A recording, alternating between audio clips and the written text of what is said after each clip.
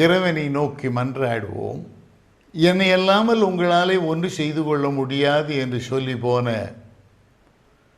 எங்கள் இறைமகனார் கர்த்தராகிய இயேசு கிறிஸ்துவே, இந்த வேளையிலும் கூட உம்முடைய சகாயத்தை நாடினவர்களாக நாங்கள் வந்திருக்கிறோம் ஐயா. நீர் எங்கள் வாழ்க்கையை பக்குவப்படுத்த வேண்டுமாய் நாங்கள் மன்றாடுகிறோம். இதை நாங்கள் கேட்டு மகிழ, இதை நாங்கள் பாடி மகிழ, இதை சிந்தித்து இன்புற, எல்லாவற்றுக்கும் மேலாக கேட்டவைகளை நாங்கள் கடைபிடித்து ஒழுக, உமக்கு பிரியம் உண்டாக வாழ எங்களுக்கு அனுக்கிரகம் செய்யும். இயேசுவின் மூலம் பிதாவே, ஆமென்.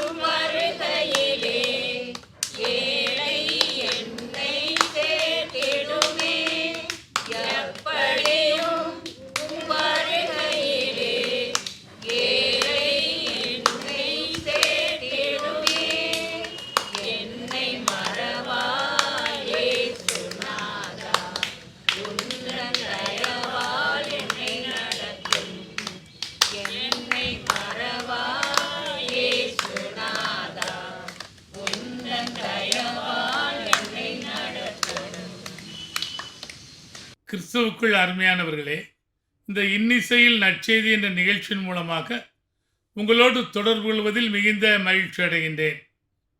இந்த நிகழ்ச்சியானது ஒரு பணத்துக்காக அல்ல, உடைந்து போன உள்ளங்களின் காயங்களை கட்டும்படியாக இந்த நிகழ்ச்சியை நாங்கள் எடுத்து தொகுத்து வழங்குகின்றோம். மீண்டுமா இந்த நிகழ்ச்சி பார்க்கின்ற உங்களுக்கு எங்களுடைய அன்பின் வாழ்த்துக்கள். நல்ல ஒரு பாடல் எங்களது முதியோர் இல்லத்துவாசிகள் பாடினார்கள். என்னை மறவா இயேசுநாதா, உந்தன் தயவால் என்னை நடத்தும் என்று சொல்லி, ஆண்டவருடைய தயவு நமக்கு நித்தமும் தேவை. அது யோபு என்ற பக்தன் 10ஆம் அதிகாரம் 12ஆம் வசனத்திலே மிக அழகாக சொல்லுகின்றார். எனக்கு ஜீவனை தந்ததும் அல்லாமல் தயவையும் எனக்கு பாராட்டினீர், உம்முடைய பராமரிப்பு என் ஆவியை காப்பாற்றியது என்று சொல்லுகின்றார். உம்முடைய தயவு மூலமாக என்னை பாராட்டினீர் என்று சொல்லுகின்றார். யோபு பக்தனுடைய வாழ்க்கையிலே நீடிய பொறுமையாய் இருந்தார். ஆண்டவருடைய தயவு அவருக்கு இருந்ததன் காரணமாக நீடிய பொறுமையாய் இருந்து இரட்டிப்பான ஆசீர்வாதத்தை பெற்றுக்கொண்டார். அதேபோல் ஆபத்தில் அருந்துணையே என்று சொல்லி பாடினார்கள். பாருங்கள், சங்கீதம் 18ஆம் சங்கீதம் 18ஆம் வசனத்திலே, என் ஆபத்து நாளில் எனக்கு எதிரிட்டு வந்தார்கள், கர்த்தரோ எனக்கு ஆதரவாய் இருந்தார். பாருங்கள், உங்களுடைய வாழ்க்கையிலும் கூட எதிராளிகள் உங்களை எதிர்த்து வரலாம், போராடலாம். ஆனால் சங்கீதக்காரனாகிய தாவீது சொன்னது போல, கர்த்தரோ எனக்கு ஆதரவாய் இருந்தார் என்று சொல்லுகின்றார். உங்களுடைய வாழ்க்கையிலும் நீங்கள் ஆண்டவரை இறுக பிடித்து கொண்டால் உங்களுக்கும் ஆண்டவருடைய ஆதரவு நிச்சயம் உண்டு. சங்கீதம் 20ஆம் சங்கீதம் 2ஆம் வசனத்திலே, அவர் பரிசுத்த ஸ்தலத்திலிருந்து உமக்கு ஒத்தாசையை அனுப்பி சீயோனிலிருந்து ஆதரிப்பாராக என்று சொல்லுகின்றார். பரிசுத்த ஸ்தலத்திலிருந்து ஒத்தாசையை ஆண்டவர் அனுப்புகின்றார் என்று சொல்லுகின்றார். உங்களுக்கும் எனக்கும் பரிசுத்த ஆவியானவர் சீயோனிலிருந்து நமக்கு ஒத்தாசையை அனுப்புகின்றார்.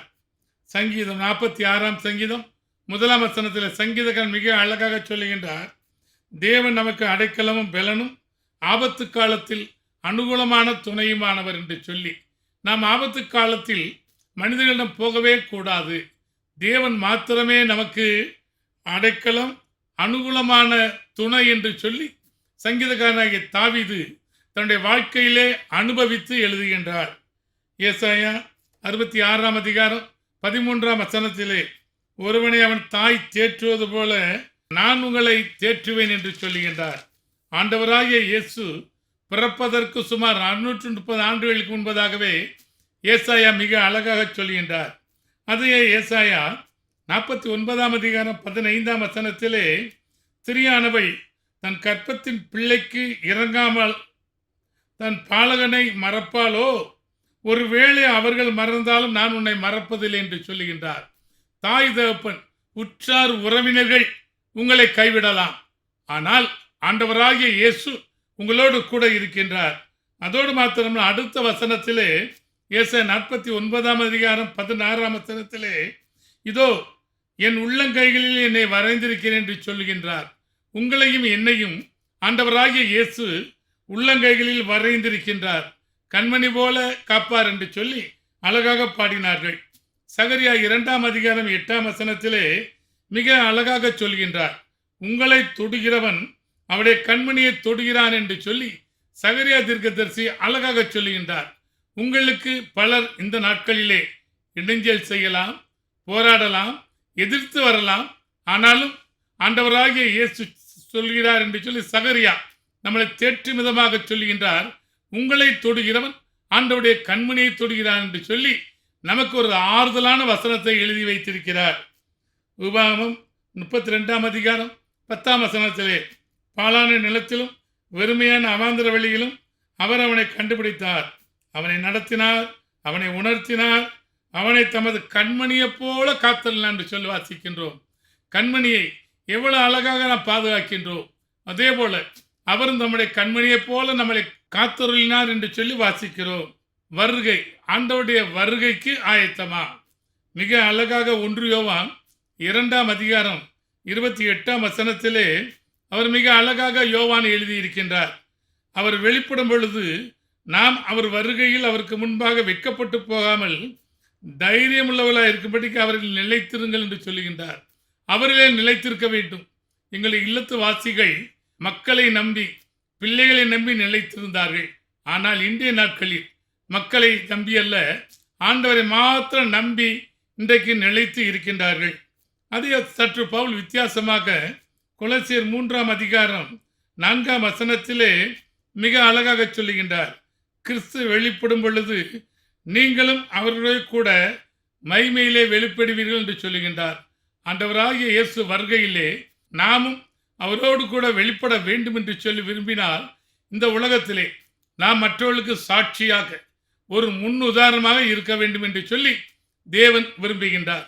நீடிய பொறுமையாக இருந்து இரட்டிப்பான ஆசீர்வாதத்தை பெற்றுக்கொண்ட யோபு வாழ்க்கை வரலாறு, மாமியாரோடு ஒட்டிக்கொண்டு ஆசீர்வாதமான சந்ததியை பெற்றெடுத்த ரூத் வாழ்க்கை வரலாறு, பாதை தவறி போய் மீண்டுமாய் வந்த யோனா வாழ்க்கை வரலாறு, அதோடு மாத்திரமல்ல பரபாஸ், ஆண்டவராகிய இயேசு பரபாசுக்காக சிலுவைக்கு சென்றார். அந்த பரபாஸ் வாழ்க்கை வரலாறு, மிஷர் ராக்லண்ட் வாழ்க்கை வரலாறு, அதே போல மிஷினரி ஸ்வார்ட்ஸ் அவருடைய வாழ்க்கை வரலாறையும் நாங்கள் ஒளி காட்சியாக 20 பேரை கொண்டு குறைந்த செலவிலே மேடையிலே நடித்து காட்டுகின்றோம். நீங்கள் சங்கீதக்காரனாகிய தாவீது சொன்னது போல கர்த்தரை என்னோடு கூட மகிமைப்படுத்துங்கள், நாம் ஒருமித்தோடைய நாமத்தை உயர்த்துவோமாக என்று சொன்ன வேத வசனத்தின்படி இந்த ஊழியத்திற்கு எங்களை அழைத்து உங்கள் பகுதியிலே ஊழியத்தை நிறைவேற்ற நாங்கள் காத்திருக்கிறோம்.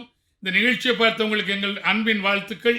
சற்று பொறுமையாக இருந்து நல்ல ஒரு ஜெபத்தை கேட்டு அதற்கு அப்புறம் நீங்கள் அழைத்தால் தனித்தனியாக ஒவ்வொருவருக்கும் ஜெபிக்க காத்திருக்கிறேன். நன்றி.